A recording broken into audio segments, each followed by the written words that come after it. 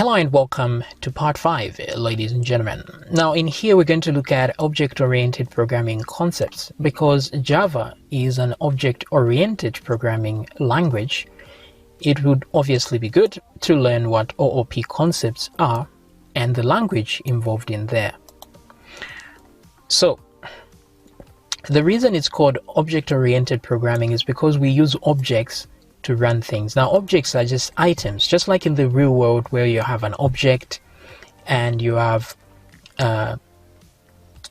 real objects, and our objects have properties and then they do something. So this is a basis of object-oriented programming. They're trying to make programming easier by mimicking the real world. That's why they came up with object-oriented programming. So let's see the concepts of OOP. Now, in OOP, I'm going to start explaining by coming from the standpoint of variables, functions, and then we get to objects and then classes, and then we look at what you can do with classes, things like inheritance, polymorphism, abstraction, and encapsulation. So I'm going to explain all these concepts in a few videos because this is really the most important part of learning a programming language, because whatever you're doing really for the rest of the your programming career is going to involve these things here. So this is the part that you have to really pay attention and understand what's going on. Okay, so I have my basic template here for our application. So it's just a class, a public class, and a static main method in here, which is printing hello world. So simple and straightforward. At this point, if we compiled this and run it, we're just going to get a result hello world. So of course we already know what a variable is, so let's start from there a little bit and build up. So a variable, like in this case, I'm going to have a string and call that maybe a. Now I must mention that it's bad practice to call your variables with single letters like a, x, z, unless maybe you're doing loops and stuff like that. It's better to be very descriptive, like for example, message is equal to hello, like that. So this is a better description of what you're storing in here, because this is indeed a message. Now with the message will be hello world, so I'm going to put that in there instead, and then we're going to print out the message like that. Okay, so that is good, simple and straightforward. We're printing that. Now if I were to print another message here like this, hello world 2, for example. Now I can't really declare this, I'll have to declare it maybe as message 2, message 2. This is also bad practice to put things like this. It's better to actually describe the second message as well if it's a different one than just saying message 2, because the next time you come to check on your code, you may not realize what message 2 is. This one is clear and straightforward, so it's better to say maybe second message instead of message 2. You say something like second, and then when you're putting two words in a variable, it's better to start the second one with a capital letter, so something like this.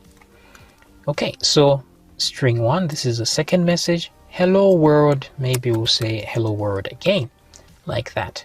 Okay, so this is better practice, like this. So this is called camel case naming, where it looks like these are humps there. There's a hump over here. So if there are 3 words, it will also start with a capital letter, so you see those camel humps going on. That's why it's called camel casing. Anyway, this is straightforward. We have a string called message, print it out, and here we have a second message, we print that out. So we just have hello world and hello world again, simple and straightforward. Now what if I wanted this second message to print at a very specific time? I didn't want it to print right now while I'm running this. I want it to print at a certain time, maybe after the user does something else, and then I have it print here. And most importantly, not just print it at a specific time. What if I want to repeatedly print this maybe 4 or 5 times, which means I would have to repeat my code several times. Now this is just 2 lines of code. There are certain processes that you may want to repeat multiple times, and they are quite long. The process is all long. Let's say you are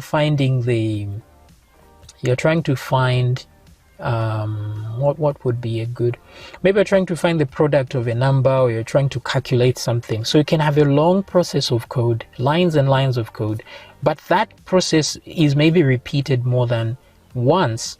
So instead of repeating the code itself, you put it in a separate process, which you can just call on demand and just say run that process now, and then the process runs, and then later on you say run that process again, and then you just call it back. So this is the use of a function that we're going to learn here. So from variable we go to function. That will be the use of a function to group code that is related, and you can call at any time or at a specific time to run. So if I'm going to remove this code here, I want to put it in a separate method or a procedure. So this is a method or a procedure because it's an activity. So it's a method, it's a process. It's not like a variable. This here right there is just storing something. It's not doing something. This here is doing something. It's printing a message. This one is just storing a message. So there are two things here. You can either store something or you can do something. So now here I want to do something. So I'm going to say, I'm going to call it print. I'm going to create a new function just like this one. So please note that when I say function or method or procedure, I mean exactly the same thing. So it's a function, it's a method, or it's a procedure. It's all the same thing. So print. Now, since there's already this print something here, I'm just going to say print the message. That's what I'll call my function. And I'll put these curly braces just like the ones you see over there, and then do this, and then paste my code there. So now what happens is if I try to run this part will run, but then it will stop because we've come to the end of the process. This is ignored. It's just stored here for later use. So if I run this, I'm just going to get hello world, which is just fine. Now let's try and compile this and see if we get any errors. So I'm going to say java c compile up.java, press enter. Okay, so here we have an error and it's saying invalid method declaration. So a method is that function, and it's saying we didn't declare it properly. So it's saying the error here is return type is required. So we require a return type. So what exactly is this return type? So since this is a method or a process that is happening here, it's an activity. Usually an activity has a result. Like for example, if you multiply, you say 2 times 4. 2 times 4 is an activity. You're multiplying 2 4 times, and that has a result of 8, right? So that result is required. So here it's telling me that I need to declare a type of return.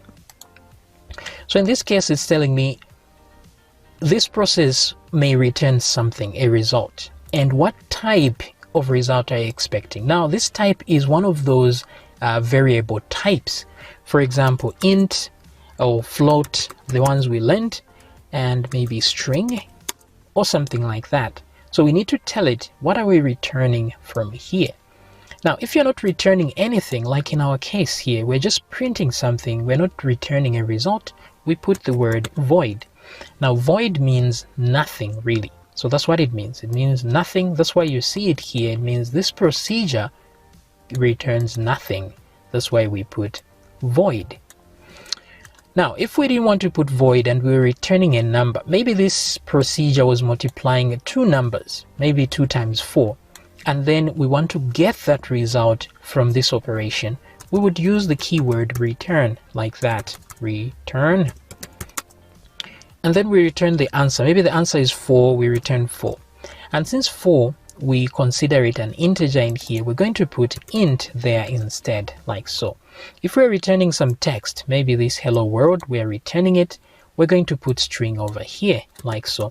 Just like declaring a variable like that. So imagine this function as declaring a variable, just like we do here. We say string message is equal to, but instead of giving it a literal value, we give a process. We do a whole process within here, and then whatever result is returned is pushed in here, and then you give it the data type. So that's what's going on here. So now if, for example, I have string here and then I'm returning the number 4, this is a mistype. So it's going to complain that this int is not a string. So you're trying to return something else. So let's try this. I'm going to just do F3 to compile again. And then you see here it says error, incompatible types int cannot be converted to a string here on return 4. So it's telling me that you're telling me that this is a string that I will get from here, but I'm getting 4. This is an integer, and this is a string I'm expecting. So it's expecting a string, but it got an integer. So that's a mistype. So in our case here, you would need to put int there, or you would need to return a string instead, like so. This is acceptable now because this is a string. So if you notice, just because it's a number, it doesn't make it not a string or an integer. If it's got quotes around it like this, it's always a string, regardless what's in here. It could be a number in here, but if it's got quotes like that, that makes it a string. Now, since we don't want to return anything right now, I'm going to use the word void over here, like so. Okay, so in this case, then, if I try to compile, I shouldn't get any errors, as you can see there. And then if I try Java app like this, it prints hello world. But what if I wanted to print here now? Just after printing hello world, instead of stopping, it should print here. So I'm going to use the function like so and paste it there. So this is called calling a function. So since this is a process like this, it's saved in one block of code, I can repeat this many times like so, and it will repeat running this process as many times as I want. So as you can see, repeating this process in this way is cleaner and simpler than having to retype this code 10 times, you see. So it's better that we put it here. Now the advantage here is not very clear because this is just 2 lines of code. One function can have maybe hundreds of lines of code, and then if I wanted to repeat and redo that process, I would need to retype those 100 lines of code. But instead here I just retype the name of the function and call it as many times as I want, and the same code will just simply be repeated. So this is much better. So let's see if this is going to work anyway. So what will happen is we'll run this, get here, it will try to run the function. But let's see what happens now. So let me redo and try to, let me just clear the screen actually.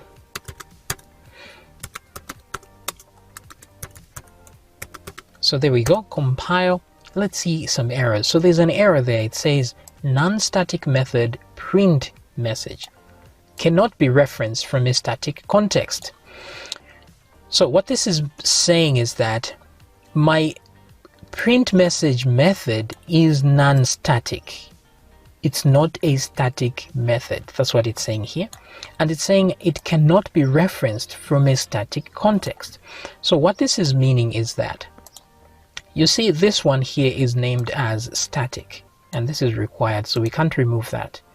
So it says this is static. And then it's saying this one here is not static. So I cannot call it from within a static method. So what's the solution? The solution is either to remove the static here so that both are not static anymore, but we can't because for the main method, this static is required. So instead, we're going to put the static here so that both are now static like that. And this should work, right? Let's try it out. So let's redo the compilation. And there we go, it works now. Let's try and run our app. And there we go, you see, hello world again. Everything is working as intended. Now, the thing you should keep in mind is that you see here I declared a string called message, right? So this string is available to use within the method here. I cannot try to reference this string message from within this function here. It will not know what the message is. It only knows this one here. So whatever is declared in here stays in there. It's encapsulated. It's boxed in. This is like a sandbox in here. Whatever you declare in here stays in here. It's not known to anything outside of this process right here. So what if, for example, I want to pass in a message that I want to print? I don't want to print a very specific message here. I want to give it the message to print, right? So for now, we know this hello world will work just fine. So let's mute that for a second. I'm going to mute this, maybe this message here. Just give it a different message. So here, this is a Java app. So now we have a message, right? But what if I want, because like I said, this message is not accessible from here. So how do I, if I want for some reason to grab this message and print it in here instead? So what I would do is pass it through these brackets. That's what these brackets are for. So here I will put message like so. And then here I will need to grab it from here as well. Since I'm sending it there, I'll need to grab it from here like that. And then in here, I need to then print it out. So hopefully this is making some sense. So we declare a message here saying message is, this is the message. And then we say run this function here, but then we give it a value here to run within there. And then from here, because we need to grab it from somewhere, we can't just write the thing here. It has to come from there as a declared variable, and then we put it there. So let's see if this is going to run. So ideally what should happen is, because this is a message, we passed it, went in there, and then we print it out. So if everything goes well, we're supposed to see this is a Java app. So let's come back here and see Java C app.java compile. So here we have an error and it's saying identifier expected. So here where we say static void print message, it needs an identifier, right? So just like when declaring a string like this one here, you see this message over here, we tell it that this is a string, right? That's how we declare variables. Now if you think about it properly, this is a declaration. We are declaring a string, so we have to tell it this is a string like that. So we say string message, okay? That way we can use it here. It's only the difference is that the value of the string is coming from wherever we are calling the function from. So this is going to be injected in there and then used here.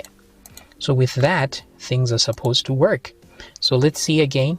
Let me do a compilation, and everything seems to work. So if everything worked, we'll see a message when we run our app. This is a Java app, simple and straightforward. All right, so now let's look at a return type, how we would use a return type. So for example, let's imagine we have another function. Instead of just printing a message, we want to multiply two numbers. So let's do another one and say static. Instead of void this time, we're going to put int like that and say multiply. We'll just call it multiply like that. Okay. Now in order to multiply, we need two integers. So we're going to say int. We're going to call it num. That's number 1. And then another integer of another number. This one is num2, like so. Okay, so we have let's just call it num1 and num2 here. So the return type is an int, so we need to return something. So here I'm going to create a variable called answer like that to return. So I'm going to say int ans is equal to 0 for now, and then we'll do a calculation and return the answer. So here what we'll do is this. So in order to multiply and get answer like that, in fact we can just do it directly and just say num1 multiplied by num2 like that. So the integer of answer is equal to the multiplication of this, and then once we are done we return answer, right? So in this case, if I run this, it's not going to echo anything, or it's not going to print anything to the screen. Instead, it's just going to do the calculation internally and just return the result. But then how do I use this result? So in this case, we're going to print a message, but then let's do a multiplication as well.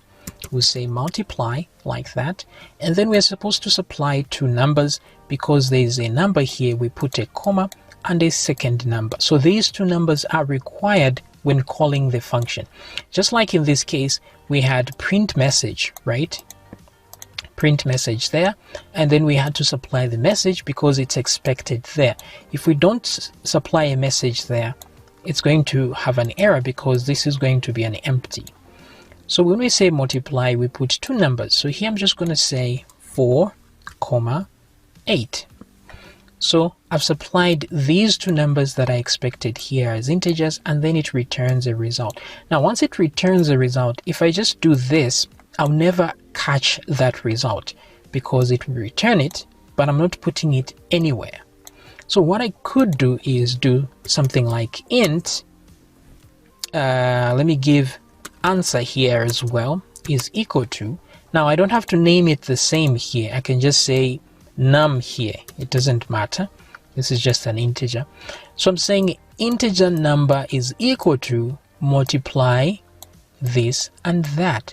So this is very similar to what you're seeing here, where I say string message is equal to, but here I just give it an actual value, whereas here I'm just telling it that this int is equal to the process, the result of this process here that I'm doing here. So the process here is multiplying and the returned result is put in there. Then finally I can print it here using the system.out like this here, system.out.println, and then print that number, the result of that. So if everything goes well, I'm supposed to get this message. This is a Java app, and I'm supposed to get the product of 4 times 8 in here where I print it out like so. So let's come back here and let's try this, javac app.java. So everything goes well, then Java app like that, and then I get 32. This is a Java app and 32. So as you can see here, this is just how to handle functions, how the usefulness of functions. So you see this multiplying of this number, I don't have to do the process here, I can just call the function and then I can supply very different numbers here. I can just say 8 and maybe 80 here, and then it will multiply any numbers that I give it because this is the process that's going on here. And then I can repeat this many times. Let's say multiply, I can put 5 and then here 9, and then this is number 2. So I'm using the same code to do very different process because these are different numbers. So the answers in here and there will be very different. So if I print them out, I get 2 different answers from the same process here. So I'm just showing you the usefulness of having procedures or functions in here instead of just putting all your code on one line like this. This is much easier because now I don't have to repeat my code every time I multiply a number. I can just call the function that multiplies and supply it the numbers that I want to multiply, and it does it. Just like with the message, if I want to print the message, maybe you don't like typing system.out.println, you can just create your own procedure and then call it even a shorter name. Maybe you just call it PR like that, okay? And then here we change that to PR. That's shorter. So I'm just going to say PR message. So whatever message I put in there will be printed there, as simple as that. Okay, so hopefully this is making some kind of sense, because this is the basic part here. Then we can move to objects and classes in the next video.